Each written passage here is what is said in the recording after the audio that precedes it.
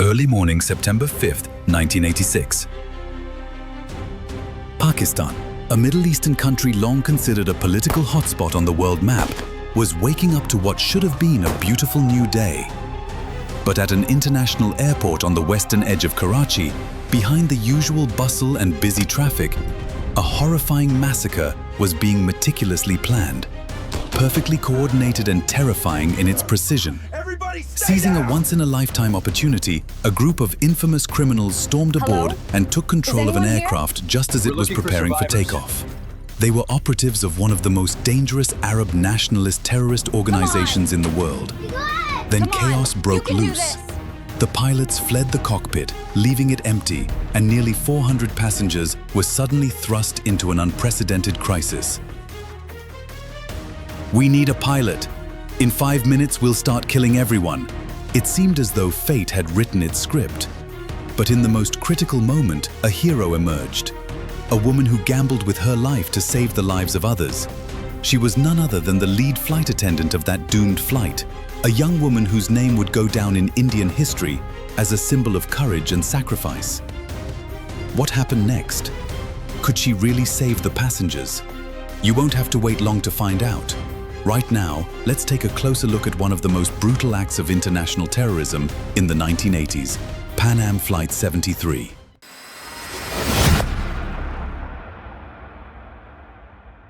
"6 a.m. Jinnah International Airport, Karachi, Pakistan.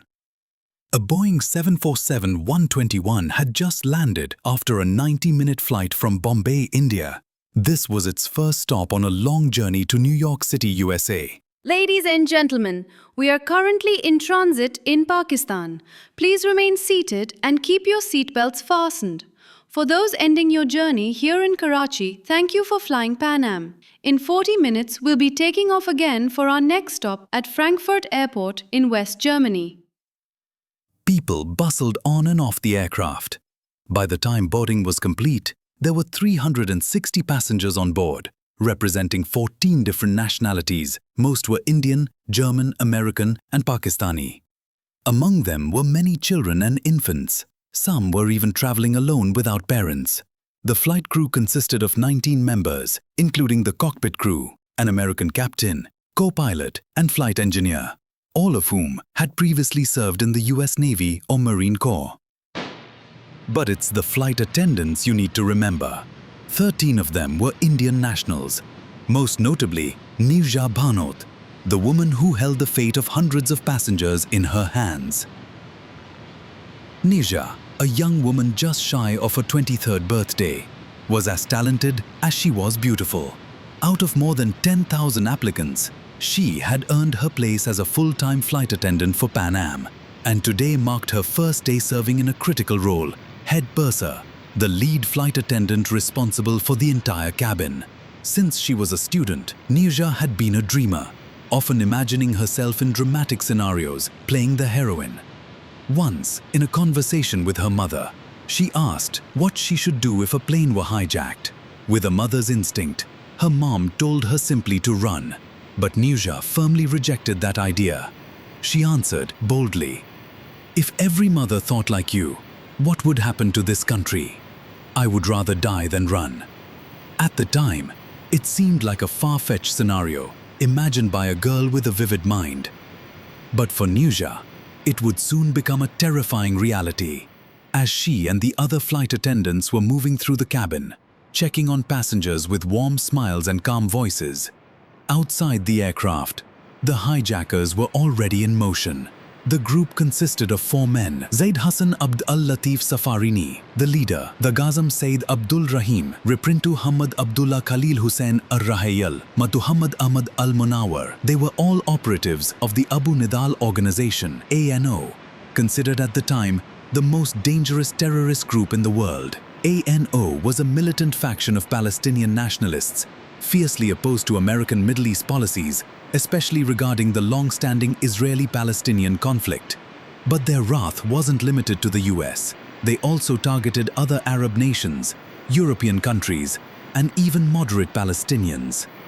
Since its formation, ANO had carried out attacks in over 20 countries, killing or injuring nearly 1,650 people. This time their objective was to hijack Pan Am Flight 73, rerouted to Cyprus, and demand the release of 1,500 Palestinian prisoners. They also aimed to send a brutal message to the United States by executing Western passengers. At this point, one critical question emerges. How did the hijackers manage to breach airport security, especially at Karachi, an airport known for its strict protocols and heavily armed guards stationed near aircraft? The answer: disguise. The 4 terrorists arrived at the airport dressed in blue uniforms, impersonating members of the airport's security forces. They drove a vehicle equipped with a fake emergency siren and claimed to be escorting a Libyan diplomat. Using forged documents, they gained access to the airport's airside area. Without hesitation, 3 of them pulled out AK-47 rifles, pistols, and bomb belts. The 4th man, dressed in a traditional Pakistani salwar kameez, carried a briefcase full of hand grenades. Once fully armed and in place, they drove the vehicle up to the security post, opened fire on 2 airport guards, killing them instantly, then stormed the aircraft stairs and boarded the plane. Inside, the flight attendants had already heard the gunshots. They caught a glimpse of the terrorists through the aircraft windows, but it was too late to close the doors. The Boeing 747 was now under siege. Panic erupted in the cabin. The terrorists raised their weapons and barked, "Hands in the air!" Quick-thinking Neerja immediately sent an internal hijack signal to the cockpit. This alert prompted the 3 pilots, the captain, co-pilot, and flight engineer, to escape through the hatch in the cockpit ceiling and climb out of the aircraft. They didn't flee out of fear or cowardice. They knew that if they stayed, the terrorists would force them to fly the plane to Cyprus, where prisoners could be freed. Or worse, they might crash the plane into a building or detonate it mid-air. Either way, everyone on board would die. Meanwhile, the aircraft's radio engineer, Meherji Karas, also realized what was happening. He quickly removed his uniform and concealed his identity. Roughly 40 minutes after landing, the hijackers had full control of the aircraft. With the pilots gone and unable to find the radio engineer to deliver demands to authorities, the terrorists became increasingly agitated and desperate. They herded all the first-class and business-class passengers into the center of the aircraft. With limited seating, many were forced to sit on the floor, in the aisles, galleys, or near the emergency exits. At this point, the passengers became the hijackers' only leverage to demand the pilot's return. The leader ordered Neerja to deliver a message. "Hello, I am the head purser of this flight. At the moment, there are no pilots in the cockpit, but I ask you all to stay calm and cooperate with the men. Please don't panic. I assure you they don't intend to harm anyone here. Thank you." The cabin grew quiet as passengers tried to stay composed, whispering silent prayers. Outside the aircraft, Viraf Daroga, the Pan Am station manager in Karachi, had finally arrived on scene. Using a loudspeaker, he tried to negotiate with the 4 terrorists, telling them that airport authorities were searching for replacement pilots and that they would soon comply with the hijackers' demands. But the terrorists didn't trust him. To increase pressure, Safarini grabbed Rajesh Kumar, an Indian citizen who had recently become a naturalized American. He forced him to kneel at the airplane door and made a chilling threat. If a flight crew wasn't sent on board within 30 minutes, Kumar would be executed. Despite desperate pleas from the flight attendants, Safarini lost patience with the stalled negotiations. In full view of everyone inside and outside the plane, he shot Kumar in the head. Then came a warning. "Every 15 minutes, I will kill another person until I get answers." Witnessing the brutal execution of a passenger, Neerja was overcome with fear. She ran to the lavatory, shaken to her core. Flashbacks of her abusive ex-husband flooded her mind. She had endured months of torment during her brief marriage. But then she remembered her father's words, the strength her family had always given her. She slowly regained her composure. In that moment, Neerja realized the truth. She wasn't just a flight attendant anymore. She was the only line of defense between life and death for everyone on board. Back in the cabin, Neerja and her colleague, Badani, took the opportunity to serve water and food to passengers, claiming it was to help keep everyone calm. In reality, it was a clever tactic to survey the cabin and look for ways to help. During this time, Neerja quietly handed a small note to a passenger named Dick Melhart with instructions on how to activate the emergency slide if the opportunity for evacuation ever arose. By 10 a.m., 4 hours after the hijacking began, the terrorists, growing restless from the long wait, changed tactics. They ordered the flight attendants to collect all the passports of American citizens so they could begin executing them one by one to pressure the U.S. government. But Neerja, always thinking 2 steps ahead, sensed their true motive. Using her quick thinking and leadership, she coordinated with her fellow flight attendants, including one named Sunshine, and together they successfully hid 41 American passports, tucking them under seat cushions, into the floor panels, and beneath. After visiting the Himalayas, a region where his mountaineer brother had died of altitude sickness back in 1983. As Thexton stood trembling, he begged for his life, telling the hijackers that if he died, his mother would be left completely alone in the world. She had already lost one son. For reasons still unclear, Safarini spared his life, ordering Thexton to return to the cabin with the other passengers. But the day dragged on. 8 long hours had passed since the hijacking began, and still there was no response from Pakistani authorities. Tensions were rising. One of the hijackers began shouting and violently smashing objects in frustration. He issued a chilling ultimatum: "If there are no pilots, I will kill every single person on this plane. No exceptions." Realizing the situation was spiraling out of control, radio engineer Miherji Karas knew he could no longer hide. He stood up, admitted he was part of the flight crew, and allowed himself to be taken to the cockpit by the hijackers. There, he set up communications with the ground team and began negotiating. Safarini screamed into the radio, now in a frenzy, "Hurry up, or I'll kill everyone. Please stay calm. Our flight crew is on the way. How long? They'll be there as soon as possible, normally, and I have one small request. Please, let the women and children go." "No women or children. I want a pilot in 5 minutes." With tensions at a boiling point, the Pakistani airport authorities and government had no real options left. They were stuck between 2 impossible choices: continue stalling, or provoke the hijackers with a forced rescue attempt, which would almost certainly trigger a massacre. So, they kept negotiating. They kept buying time. They hoped for a break. But time kept passing, and nightfall slowly crept in over Karachi. Inside the aircraft, the passengers were exhausted, physically and emotionally drained after more than a day trapped in terror. Then, after more than 15 hours of being held hostage, something changed. At around 9 p.m., the aircraft's auxiliary power unit shut down. The lights inside the plane suddenly went out, leaving only a few dim emergency lamps flickering in the dark. At the same moment, Pakistan's elite SSG commando unit, led by Brigadier Tariq Mahmood and troops from Shah Inayat Company of the 1st Commando Battalion, surrounded the airport tarmac. Neerja immediately realized this was the moment, but the hijackers also understood what was happening.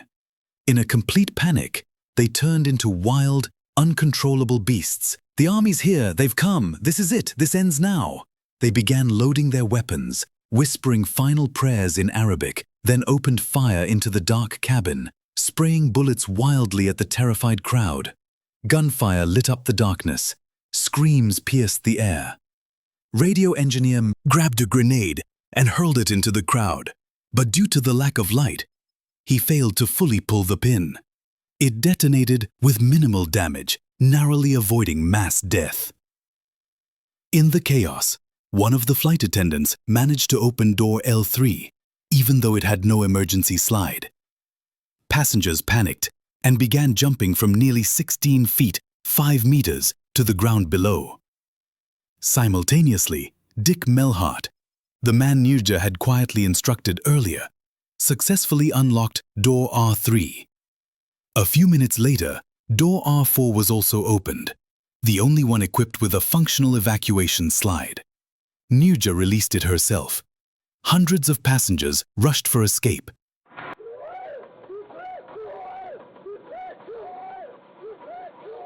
At that moment, Neerja and the other crew members could have run too, but they chose not to. They stayed behind to help evacuate the last remaining passengers. Even with bullets flying and chaos erupting, the flight attendants showed extraordinary courage. Not knowing where the hijackers were hiding or if more violence would erupt, the cabin crew, led by Neerja, returned to the darkened aircraft to search for any remaining survivors. In the pitch-black cabin, Neerja discovered 3 young children hiding under their seats, crying for their mothers in sheer terror. Without hesitation, she rushed them toward the emergency exit. But her brave act didn't go unnoticed. One of the hijackers saw her helping the children. In those final seconds, Neerja shielded the kids with her own body, using herself as a human barrier against the gunfire. Bullets tore through her abdomen, arms, and shoulders. She collapsed from the injuries. 2 flight attendants, Sunshine and Bidani, helped her slide down the emergency chute. The last 2 crew members to escape were Sarian and Rani, who had been held hostage until the very end. Moments later, special forces stormed the aircraft, capturing the remaining hijackers. After 17 hours of terror, the nightmare was finally over. But the scene outside the aircraft was horrific. Hundreds of bloodied shoes, clothing, and debris littered the tarmac of Karachi airport. A total of 21 passengers were killed, including citizens from India, the United States, Pakistan, Mexico, the United Kingdom, and Iceland. Another 120 people were injured, suffering various levels of physical trauma. Neerja was still alive when she was rushed to Jinnah Hospital in Karachi. Doctors and nurses did everything they could to save her, but the injuries were too severe. Despite their efforts, she didn't survive. Trial and sentencing of the killers. Since the hijacking occurred on Pakistani soil, the Pakistani government had full authority to prosecute the terrorists. On July 6, 1988, the 4 hijackers and 1 accomplice were sentenced to death. However, the sentence was later commuted to life imprisonment, sparking widespread outrage across the globe. Months later, in September 2001, while attempting to flee to Jordan, he was arrested by the FBI in Bangkok. On May 14, 2004 in the United States, 18 years after the victims' families had endured years of fear and trauma, Safarini finally faced justice. Even though he claimed he had been brainwashed, the court sentenced him to 160 years in prison. As for the other 4 hijackers, they were released after serving their sentences and deported to Palestinian territory in 2008. To this day, the FBI continues to pursue them, believing they may be hiding somewhere in the Middle East. The U.S. government has offered a $5 million reward for any information leading to their capture. Awards and recognition. Following their extraordinary efforts to save the passengers of Flight 73, the Pan Am crew received the airline's award for bravery in 1986, and later, in 2005 and 2006, honors from the U.S. Department of Justice. But it was Neerja Bhanot whose selfless sacrifice elevated her to global hero status, who received some of the most prestigious accolades. Special Courage Award from the United States, and the Tamga-e-Insaniyat, one of Pakistan's highest civilian honors.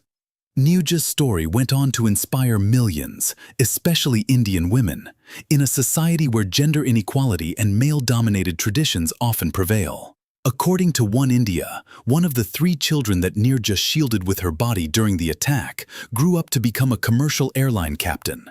In interviews, he said that Neerja became the pillar of his life, a constant source of strength, the reason behind his tireless pursuit of purpose.